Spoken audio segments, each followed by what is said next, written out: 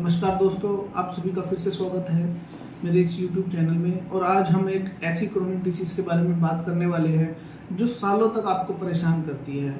और उस बीमारी का नाम है सोराइसिस। और अगर जो आपने हमारा चैनल अभी तक सब्सक्राइब नहीं किया है तो इसे कर लीजिए। इसमें बहुत सारी वीडियोस हमने अभी ऑलरेडी डाली हुई हैं, एक्सप्लेन की हुई हैं। लेकिन आपको उसके अलावा भी किसी टॉपिक या किसी ट्रीटमेंट से रिलेटेड हमसे बात करनी है तो आप कमेंट सेक्शन में भी छोड़ सकते हैं, हमें कॉन्टैक्ट भी कर सकते हैं। वो सब डिस्क्रिप्शन में अवेलेबल है। तो दोस्तों, सोराइसिस क्या है? सोराइसिस एक चमड़ी का ऐसा रोग है जिसमें कि जो हमारा इम्यून सेल्स होते हैं वो बहुत तेजी से काम करने लग जाते हैं, यानी कि ओवर एक्टिव हो जाते हैं, जिसकी वजह से जो हमारी चमड़ी बनने की जो क्षमता है वो तेज हो जाती है। अब कोई चीज़ तेज हो रही है तो वो झड़ने भी तेज लगती है, यानी कि वो शेड ऑफ होने लगती है, उतरने लगते हैं।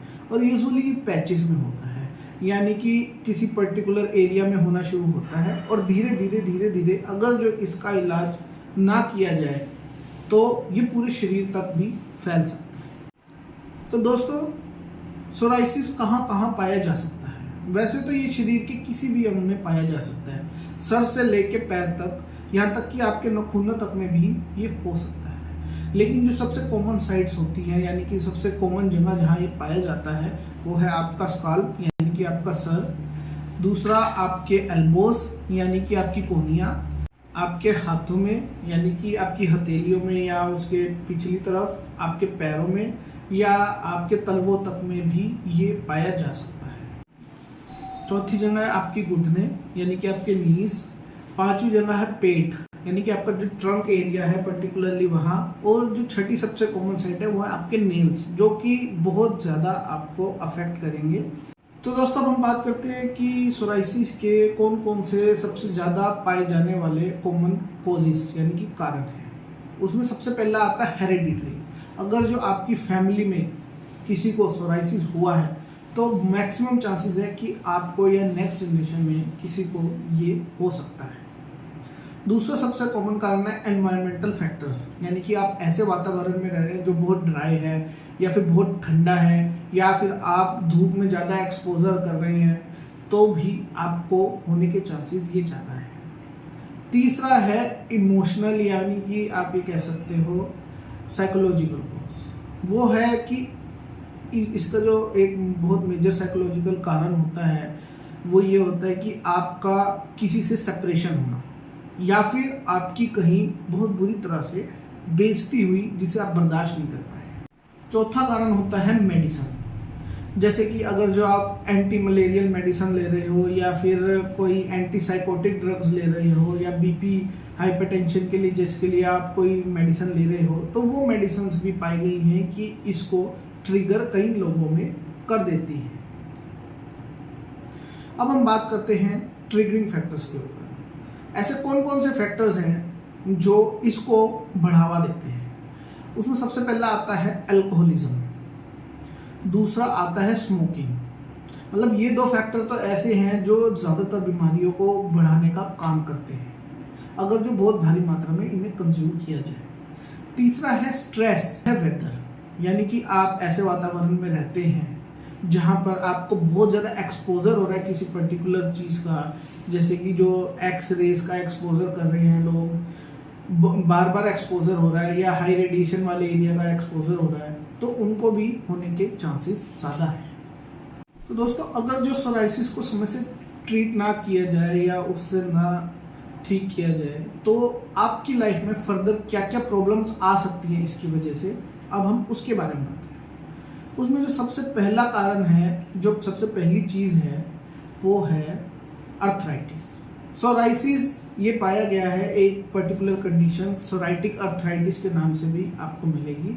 जिन लोगों में बार बार ऐसा होता है उनमें अर्थराइटिस यानी कि गठिया जैसी प्रॉब्लम हो जाती है, और सबसे ज़्यादा आपके घुटने इफेक्ट होते हैं। दूसरा है, अगर जो आपको सोराइसिस काफ़ी टाइम से है, क्योंकि ये एक क्रोनिक डिसीज़ है, यानी कि बहुत लंबे समय तक चलने वाली बीमारी है, एकदम से ठीक नहीं होती है, तो आपको डिप्रेशन हो सकता है, घबराहट हो सकती है, और ये आपकी जो सेल्फ एस्टीम है, यानी कि आपको ये लगेगा कि मैं दूसरों से नीचे हूँ, सेल्फ एस्टीम को कम कर देता है। तीसरा है कैंसर, स्किन कैंसर होने के चांसेस आप में ज़्यादा हैं अगर जो आपको सोराइसिस है।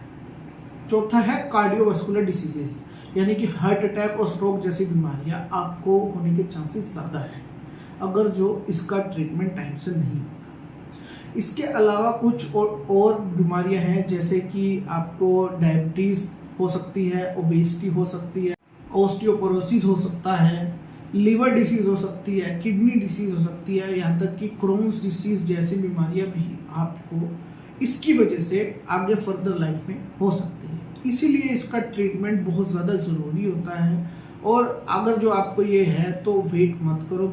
तो दोस्तों अब हम बात करते हैं ट्रीटमेंट की। वैसे तो मार्केट में इसके बहुत ट्रीटमेंट्स अवेलेबल हैं, जैसे कि फोटोथेरेपी हो गया या फिर मेडिकेटेड ऑइंटमेंट्स भी आती हैं, लेकिन कुछ भी लॉन्ग टर्म में सक्सेसफुल नहीं है। जो मेडिकेटेड लोशंस या जो क्रीम्स आती हैं वो इतना बड़ा सॉल्यूशंस नहीं है, और मैंने अपनी प्रैक्टिस में बहुत लोगों को उससे बहुत लंबे समय तक फ़ायदा होते नहीं देखा है। तो वैसे तो होम्योपैथी में यानी कि हम जो करते हैं वो ये है कि कॉन्स्टिट्यूशनल मेडिसिन देते हैं, लेकिन कुछ और ऐसी मेडिसिन भी होती है ट्रैचुरेशंस में और मदर टिंचर्स में, जो उसके साथ इसको रोकने में हमारी मदद करती है। तो हम सबसे पहले बात करते हैं ट्रैचुरेशन की। उसमें जो सबसे पहली मेडिसिन है वो है एंटीमनी क्रूडम, दूसरी है एसिड क्राइसोफेनिकम, तीसरी है आर्सेनिक आयोडेटम, चौथी है सारसाप्रिला और पांचवी है थूजा।